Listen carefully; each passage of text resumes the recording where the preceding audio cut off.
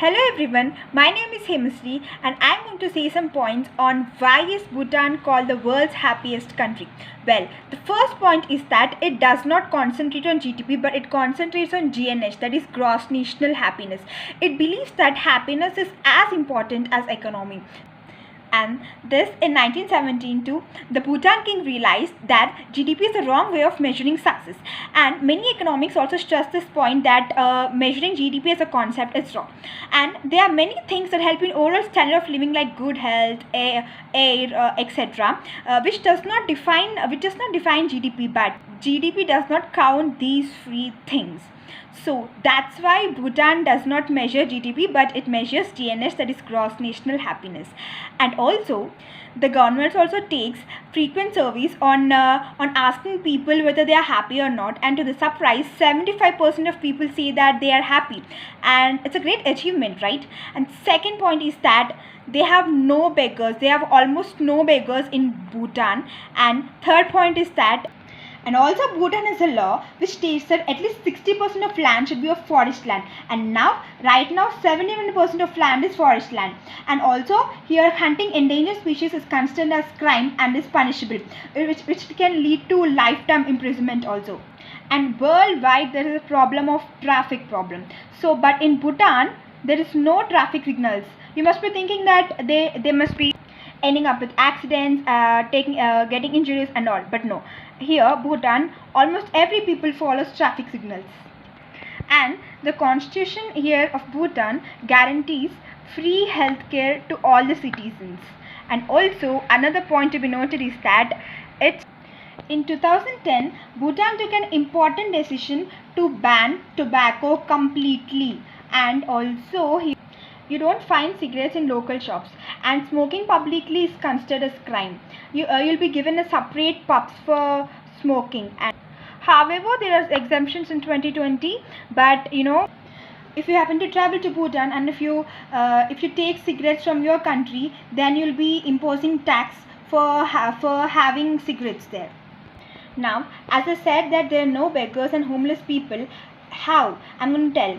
So if there are people who doesn't have any home or doesn't have any living, so they approach the Bhutan kings for a living. So he gives a piece of land to make a living, and then that's how he makes a living. Interesting, right? And Bhutan has protected its cultures by not influencing by Western influence. It has some good points and bad points too, but as a result it has grown. And here the main reason of Bhutan's happiness is the education. As I said, here is the free education. 10th class government, the Bhutan king, the state sponsors education till 10th standard, and higher education is given by the merit oriented, and the public schools are not allowed to demand. It cannot collect anything beside a fixed fee. Lastly, Bhutan does not believe in celebrating birthdays.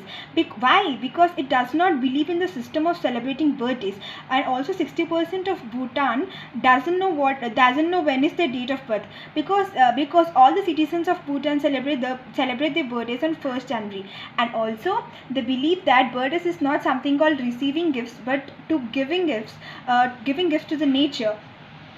And so they planted 1 lakh trees on their king's birthday, thinking that, because they think that birthdays are something which we have to give gifts, not receiving gifts, and that is what real happiness lies in. It is the world's youngest democracy.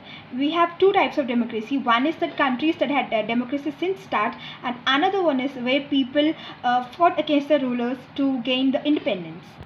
But Bhutan kings took the initiation by himself,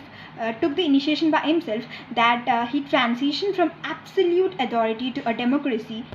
And India takes the responsibility of protection of Bhutan. It does not have navy or air force.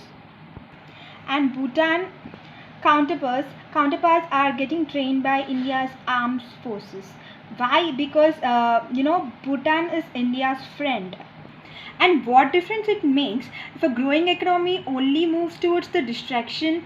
It's time for ourselves to give the real value to the happiness, for example, for our air, good health, etc.